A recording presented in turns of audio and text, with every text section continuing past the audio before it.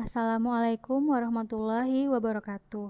Perkenalkan, nama saya Prihatini Elsapati, peserta CPNS PPSDM Regional Bandung tahun 2021, Angkatan 32, Kelompok 3. Pada kesempatan kali ini, saya diberi tugas untuk mempresentasikan tentang analisis isu efektivitas kinerja individu berdasar tupoksi. Ada beberapa langkah tahapan penyelesaian isu atau masalah. Yang pertama adalah pra-analisis. Yang kedua, menapis isu. Yang ketiga, menganalisis isu. Dan yang keempat, penyelesaian. Tahap pertama penyelesaian isu yaitu pra-analisis atau identifikasi isu.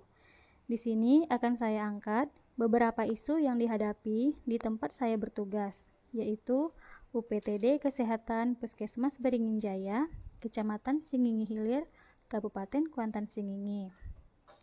Isu yang pertama yaitu cakupan imunisasi dasar di puskesmas masih rendah. Yang kedua, masih banyak masyarakat yang melanggar protokol kesehatan. Yang ketiga, kasus hipertensi di puskesmas masih tinggi.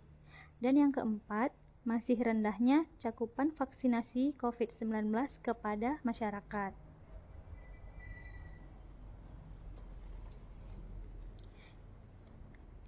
Isu-isu yang kita dapatkan tadi akan kita tapis dengan menggunakan metode APKL, yaitu aktual, problematik, khalayak, dan layak.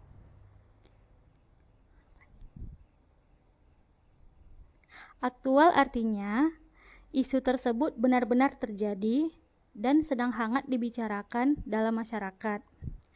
Problematik artinya isu tersebut memiliki dimensi masalah yang kompleks sehingga perlu diselesaikan dan segera dicari solusinya.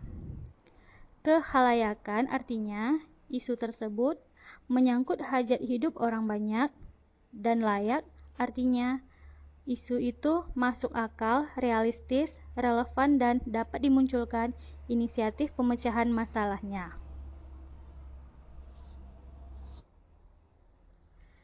Berikut adalah tabel menapis isu dengan menggunakan metode APKL.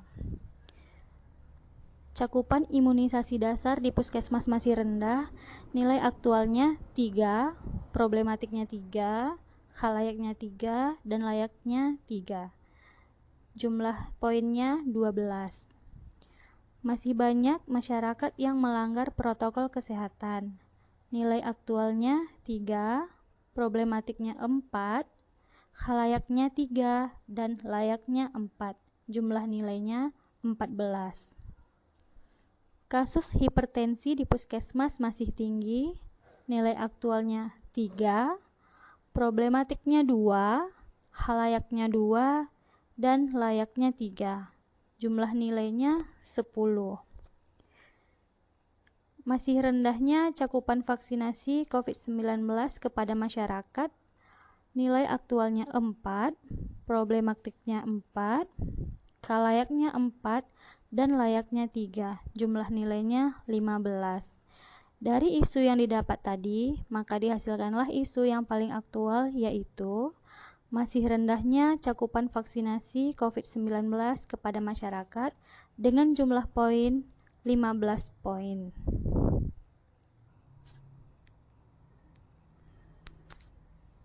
Selanjutnya, isu-isu tadi akan kita perkecil lagi dengan menggunakan metode USG, yaitu urgency, seriousness, dan growth.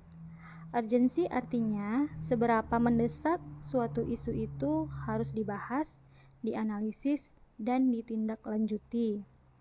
Seriousness artinya seberapa serius suatu isu itu harus dibahas, dikaitkan dengan akibat yang akan ditimbulkan. Dan growth, seberapa besar kemungkinan memburuknya isu tersebut jika tidak ditangani dengan segera. Isu pertama, masih banyaknya masyarakat yang melanggar protokol kesehatan.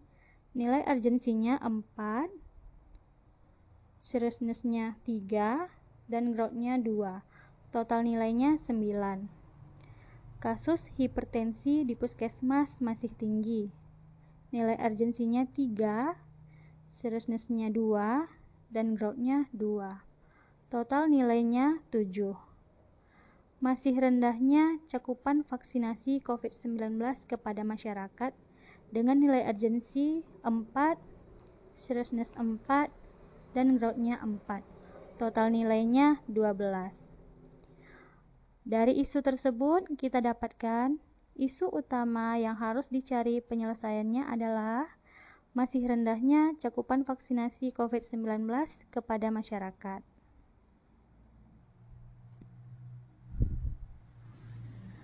Baiklah, langkah selanjutnya dalam penyelesaian isu adalah menganalisis isu.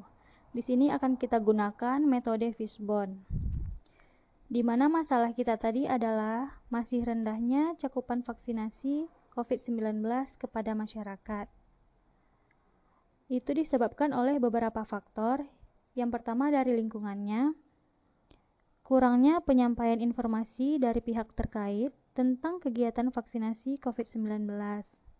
Faktor manusianya, kurangnya pengetahuan masyarakat tentang vaksinasi COVID-19.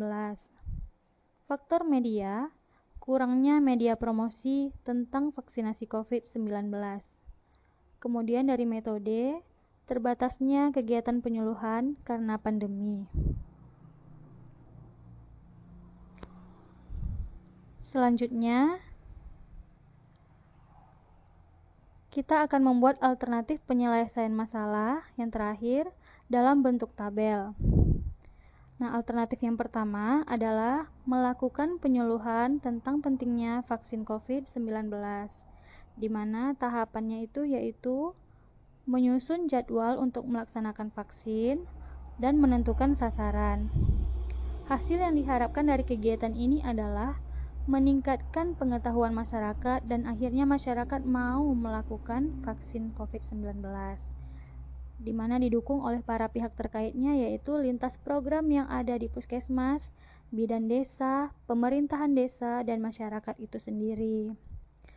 Alternatif penyelesaian yang kedua yang kita dapatkan yaitu kerjasama dengan kepala desa, dengan tahapan koordinasi dengan kepala desa dalam menyampaikan informasi kegiatan vaksin di puskesmas, sehingga nanti masyarakat bisa melaksanakan vaksin di puskesmas. Nah, para pihak terkaitnya itu adalah pemerintahan desa. Demikianlah presentasi tugas dari saya. Semoga bermanfaat. Terima kasih. Assalamualaikum warahmatullahi wabarakatuh.